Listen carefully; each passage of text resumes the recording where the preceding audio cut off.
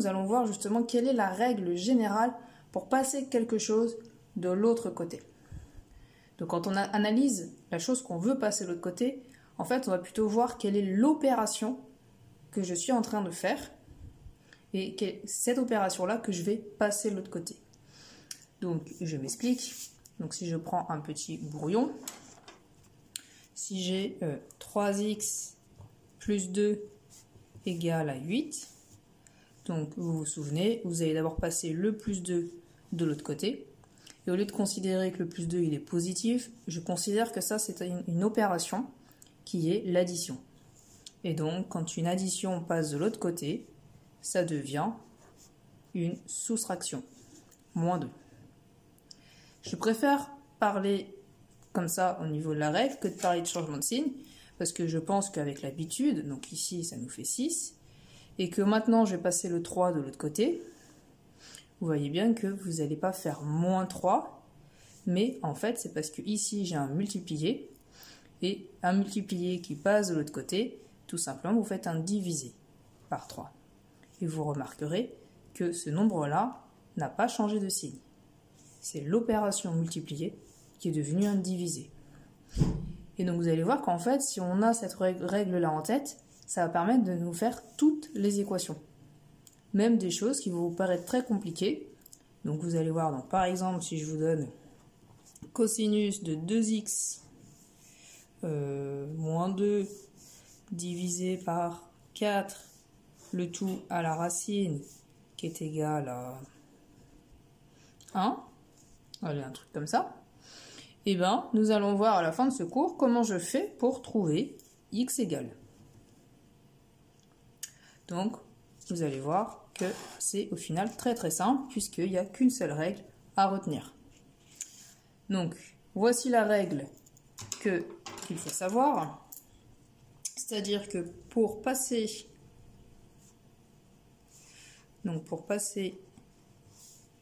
une opération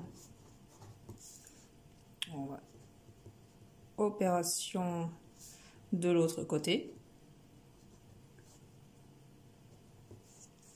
on fait l'opération contraire.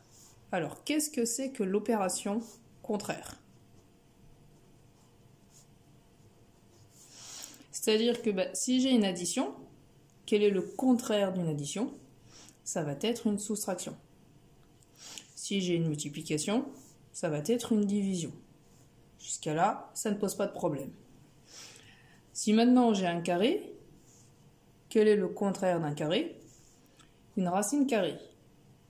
Et d'ailleurs, c'est vice-versa. Alors pour le carré, attention, certes, j'ai racine carrée, mais j'ai également moins racine carrée. Et il ne faut pas oublier les deux. Donc, un exemple. Donc, on va prendre par ici. Si jamais je fais x carré égale 4, il ne faut pas oublier que j'ai x égale racine de 4 ou x égale moins racine de 4. Ce qui veut dire que j'ai x égale 2 et x égale moins 2. On est d'accord que 2 au carré, ça fait 4, mais également moins 2 au carré, ça fait 4 aussi.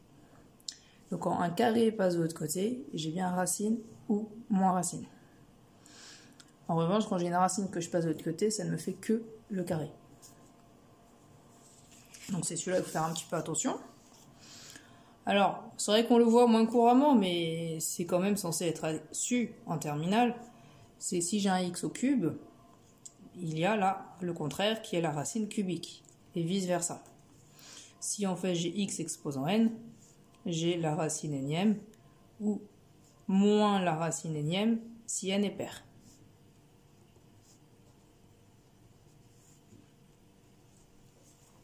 Alors bon, là on a vu quelques opérateurs, mais en fait ça marche avec n'importe quel autre opérateur. C'est-à-dire que au collège vous avez commencé à apprendre cosinus. Quel est le contraire d'un cosinus? Attention, je sais qu'il y a beaucoup d'élèves qui me disent sinus, mais non. Vous regarderez sur votre calculatrice, vous allez voir que vous avez arccos. De la même manière, si vous avez sinus, vous avez arcsinus. si vous avez tangente, vous allez avoir arctangente. Et vous allez voir que vous allez commencer à découvrir d'autres opérateurs. Par exemple, vous allez avoir exponentielle de quelque chose, et le contraire d'un exponentiel, le logarithme népérien. Donc maintenant, si vous avez compris cette règle, vous pouvez me faire le méga truc que j'avais écrit en début de cours. Ce truc-là. Alors, si on essaie d'analyser justement ce truc-là, donc vous allez voir qu'il y a plusieurs opérateurs qui s'appliquent à mon x ici. On voit qu'il y a une soustraction, on voit qu'il y a un divisé par 4, il y a un x2, il y a un cosinus, il y a une racine. Maintenant, la question qu'on peut se poser, c'est dans quel ordre je fais. Donc, dans quel ordre on fait ça?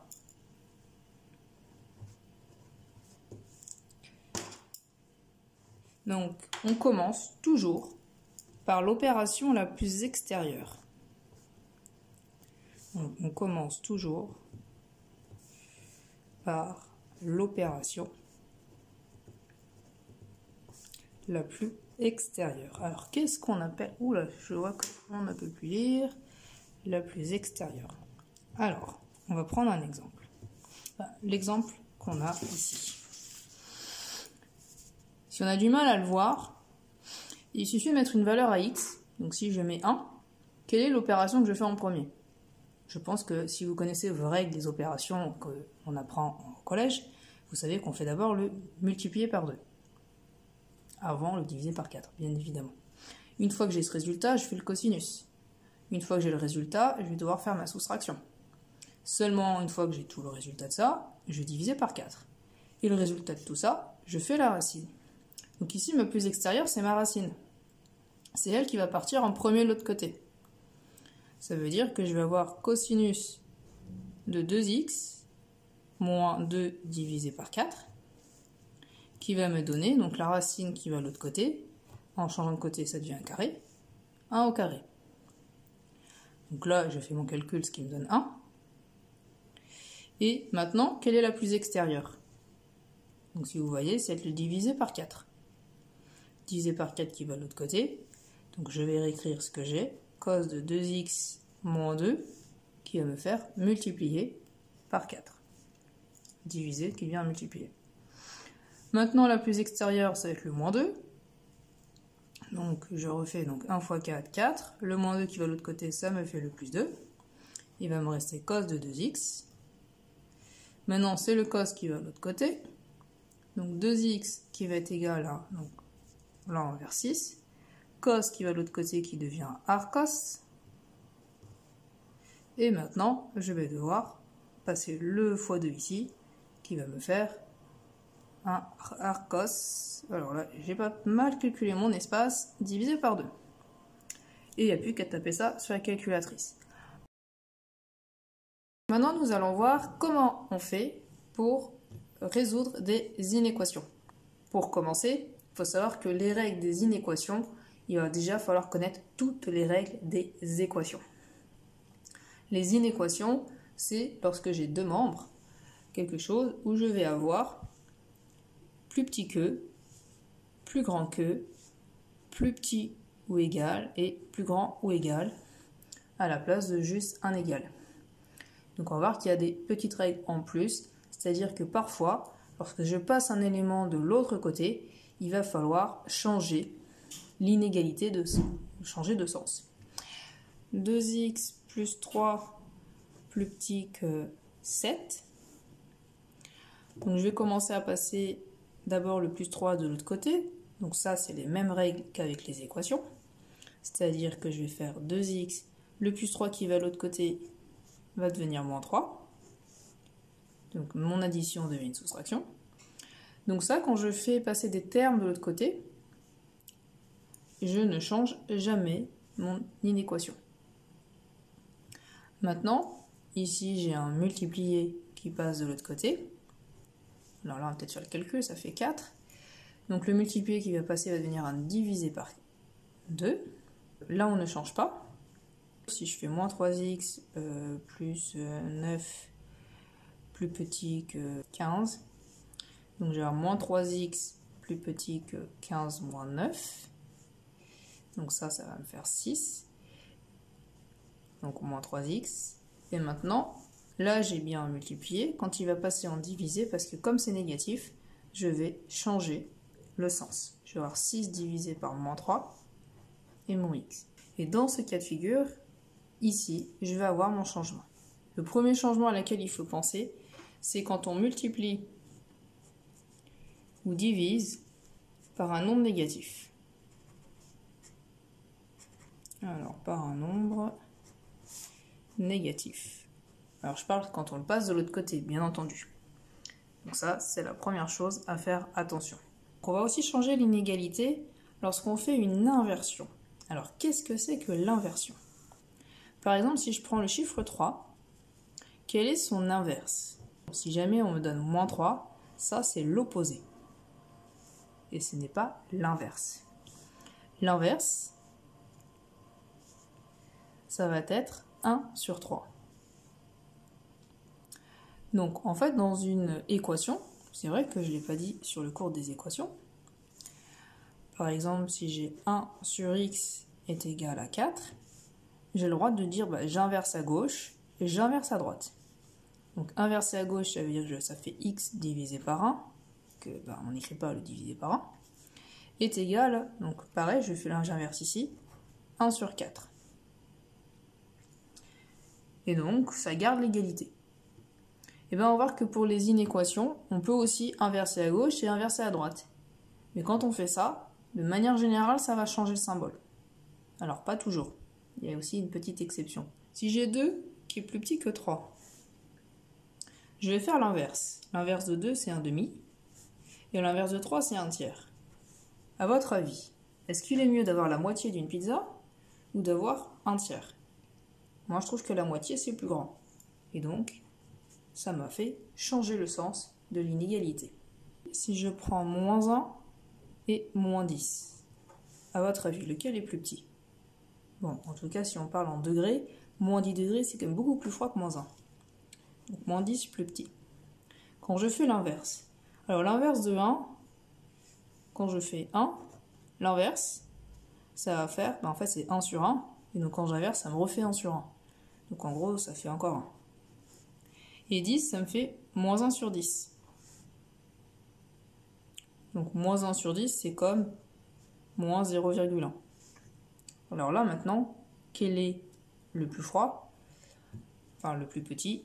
Là, on voit que c'est moins 1 qui est plus petit. Donc ça m'a bien fait changer l'inégalité. Mais là, il y a un petit piège. Il peut y avoir un exemple où, justement, ça ne va pas changer. Par exemple, moins 2, c'est plus petit que 7. Quand je fais l'inverse, ça me fait moins 1 demi et 1 septième. Et vous remarquerez que faire l'inverse ne me change pas le signe. Et donc lui il reste négatif et lui positif. Et un nombre négatif est toujours plus petit, quoi qu'il arrive, qu'un nombre positif. Donc là, ça ne change pas. Donc c'est là il faut faire très attention au changement d'inégalité, puisque ici, on va changer l'inégalité quand on fait l'inverse avec deux membres de même signe.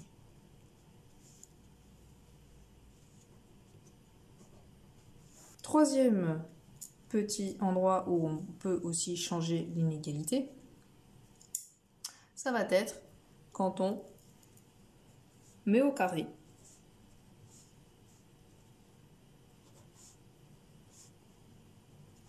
deux membres négatifs, uniquement négatifs.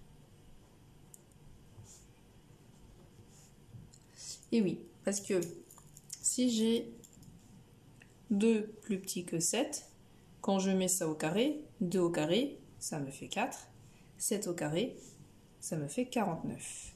Et là, pas de problème, ça ne change pas. En revanche, si j'ai moins 5 qui est plus petit que moins 3, moins 5 au carré, vous savez que le carré, ça enlève le signe moins, donc 5 fois 5, 25, et moins 3 au carré, ça me fait 9. Et donc là, oui, ça va me faire changer. Il y en a d'autres, en particulier cosinus et sinus, mais je ne vais pas vous embêter avec ça parce que vous n'allez pas vraiment vous retrouver dans ce cas de figure. Quand même, le cas de figure le plus courant, c'est vraiment le premier. On peut résumer tout ça en une seule formule. Est-ce que vous connaissez les fonctions qui associent le fait de multiplier et diviser par un nombre négatif? Ça, c'est comme si on avait une fonction affine avec f de x égale à ax. C'est un multiple. Quand le a est positif, vous vous rappelez que ça, c'est une fonction croissante si le a est positif. Alors, pardon, comme c'est une fonction linéaire, ça passe par l'origine. Et quand le a est négatif, vous savez que c'est décroissant. A négatif. Vous connaissez peut-être la fonction inverse. On va faire un petit rappel. La fonction inverse, c'est une fonction comme ça. C'est l'hyperbole. Vous remarquerez que c'est décroissant et décroissant. Et la fonction x au carré, c'est décroissant ici, c'est une parabole, et croissant ensuite. Donc, d'ailleurs, j'aurais pu mettre décroissant, mettre ça en vert. Là, on a dit que c'était décroissant et décroissant. Et en fait, le résumé, c'est que ce que j'applique, si ça a affaire à une fonction qui est décroissante, ça me fait changer les inégalités. Donc, on voit si le a est négatif, c'est pour ça que je vais changer l'inégalité. Quand le a est positif, ça ne me le fait pas changer. L'histoire de faire l'inverse avec les deux membres de même signe, vous remarquerez que la fonction est décroissante quand mes x sont ici, là-bas, négatifs. En revanche, entre un négatif et un positif, c'est un peu comme si qu'il y avait une croissance énorme. Parce qu'on va de moins l'infini à plus l'infini d'un coup. Donc c'est pour ça qu'ici, il n'y a pas le changement d'inégalité. Et après, quand je fais avec deux nombres positifs, je suis bien décroissant, d'où le changement. Avec quelque chose au carré, c'est pareil. Dans la partie négative, je vais faire le changement, alors que dans la partie positive, je ne vais pas le faire. Le changement d'inégalité, c'est tout simplement les parties où f est décroissante.